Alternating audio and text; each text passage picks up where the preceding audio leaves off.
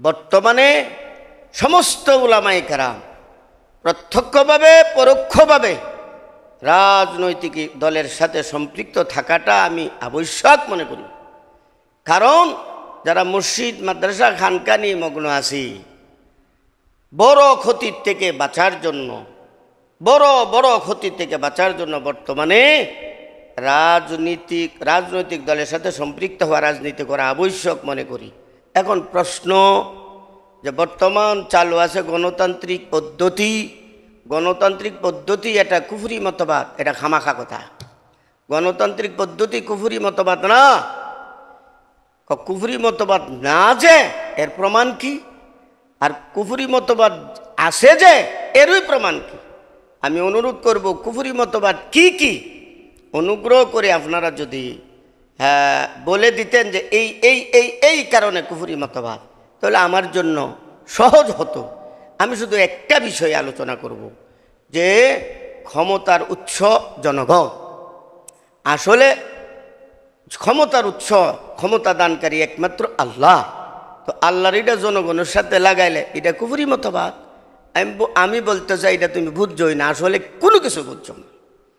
এর ব্যাখ্যা জানার জন্য, বিস্তারিত আলোচনা শোনার জন্য প্রয়োজনে পরবর্তী ভিডিওটা দেখবেন। এখানে শুধু এক্সাম্পল হিসাবে আমি অন্য প্রসঙ্গে দুই একটা কথা বলতেছি, আর তা হলো সারা জীবন শুনে আসতেছি আমরা কালো খেজাব লাগানো হারাম হারাম। এখন চার্জ দেন আপনি ইউটিউবে বা ফেসবুকে, সব মৌলবীরা বলবে হারাম হারাম হারাম। আসলে কিন্তু হারামের দ্বারে গেছেও না, হারাম না। হারাম জিন্দিগিতে প্রমাণ করতে পারবে না। যারা হারাম বলে ওই পূর্বে যে কে বা কারা বইলা গেছে ওই কথা শুইনা হারামের ফতুয়া মাইরা দিছে। আর দলিল কে দিতেছে, যে দলিল দিতেছে হাদিসের, এই হাদিসের দলিলের দিকে একটু খেয়াল করে নাই। আমি দুইটা হাদিস বলতেছি, এই দুইটা হাদিসই সবচেয়ে গুরুত্বপূর্ণ এবং এই দুই হাদিস দ্বারা কালো খেজাবকে হারাম প্রমাণ করার চেষ্টা করে এবং হারামের জন্য ফতোয়া দান করে। এক নম্বর হাদিস হযরত জাবের বিন আব্দুল্লাহ রাদিয়াল্লাহু তাআলা আনহু থেকে বর্ণিত, কালা উতিয়া বি আবি কুহাফাতা। হযরত আবু বকর সিদ্দিক রাদিয়াল্লাহু তাআলা আনহু এর আব্বা, শুধু অর্থটা বলতেছি, ফতোয়া মক্কার দিন নবীর কাছে নিয়ে আসছে। তার চুলগুলো দাড়িগুলো ধবধবে সাদা ছিল। নবী কি বলছেন? তখন নবী বলছেন গাইরু হাযা বিশাইইন ওয়াজতানিবুস সাওয়াদা, যে তার এই সাদা চুলগুলো, সাদা দাড়িগুলো তোমরা পরিবর্তন করে দাও অন্য কোনো রঙে। আগে কি রং দেবে? ওয়াজতানিবুস সাওয়াদা, কালো থেকে বিরত থাকবা। এই যে সকল মৌলবীরা হারাম ফতোয়া দেয়, ওয়াজতানিবু আমরের সিগা, আর আল আমরুলিল উজুব, কিন্তু এই মৌলবীরা ইদ্দুর বুঝে না। আল আমরুলিল উজুবে মালাম তাকুন কারিনাতুন খালাফাহ, ওয়াজিবের বিপরীতে কোনো করিনা না থাকতে হবে, ইশারা ইঙ্গিত না থাকতে হবে। আমি উলামায়ে কেরামগণকে অনুরোধ করবো, এখানে দেখেন দুইটা শব্দ, গাইরু পরিবর্তন করে দাও। তো গাইরু এটাও আমরের শিখা, ইজতানিবু এটাও আমরের শিখা। ওখানে যখন ওয়াজিব নেবেন এখানেও ওয়াজিব নেবেন। তো ওয়াজিব নেওয়ার অর্থ হবে হেজাব ব্যবহার করা, চুল দাড়ি অন্য রঙে রঙিন করা, এটা ওয়াজিব। এর পক্ষে একজনও না, জমহুর উলামার দুনিয়ার বুকে কেহই হেজাব লাগানো, দাড়ি পরিবর্তন করা বা সাদা চুল অন্য রঙে রঙিন করা একজনও ওয়াজিব বলে না। তাহলে কি করতে হবে? এখানে মানে হেজাব লাগানোর হুকুমটা হলো মুস্তাহাব। যদিও আমরে শিখা গাইরু, এখানে মুস্তাহাব হলে ওখানেও মুস্তাহাব হবে, আর মুস্তাহাবের বিপরীত হলো মাকরুহে তানজিহে। সুতরাং ওয়াজতানিবু এর দ্বারা যারা হারাম নিচ্ছেন, আপনারা একটু গভীরভাবে এখানে লক্ষ্য করে দেখেন। নাম্বার 2, ইবনে আব্বাস রাদিয়াল্লাহু তাআলা আনহু থেকে বর্ণিত, তিনি বলেন ইয়াকুনু কাওমুন ইয়াখদাবুনা ফি আখিরিজ জামান বিসাওয়াদ লা ইউরিহুনা রাইহাতাল জান্নাহ। আবু দাউদ শরীফে এই হাদিসটা আছে 578 পৃষ্ঠা। এর অর্থ কি কম? আখিরি জমানায় এমন লোক আসবে যারা জান্নাতের সুঘ্রাণও পাবে না। তাদের আলামত হলো কচকচে কালো করে রাখবে তাদের চুল এবং দাড়িগুলো। এর দ্বারা হারাম ফতোয়া দিচ্ছে। আরে ভাই, এখানে এরা জাহান্নামে যাবে, জাহান্নামে যাবে এবং জান্নাতের সুগ্রাণও পাবে না অন্য গুনার কারণে, আকীদা নষ্ট হওয়ার কারণে।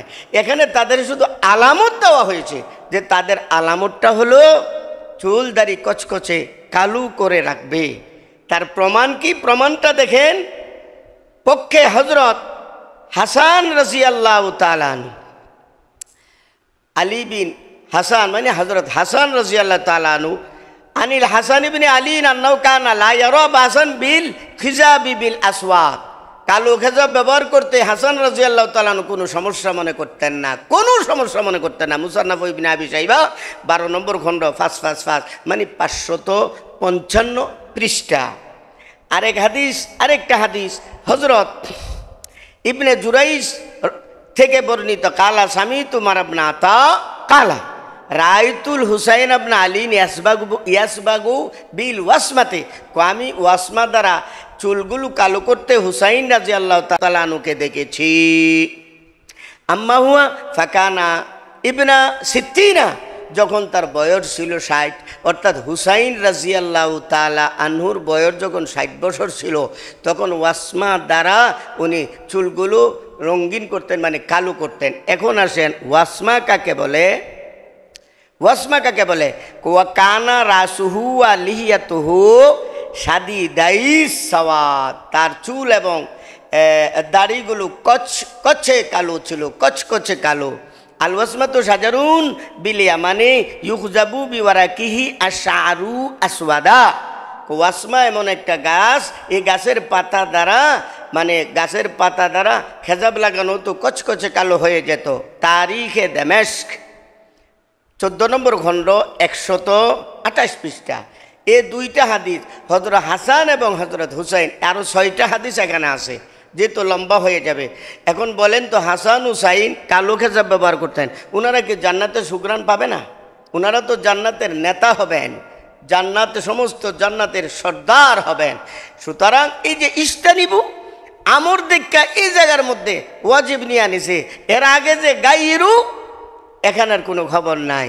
এখন আসেন, আমরা যাই কিছু বলি না কেন, আমরা মুকাল্লিদ ইমামে আবু ইউসুফ রহমতুল্লাহ আলাই।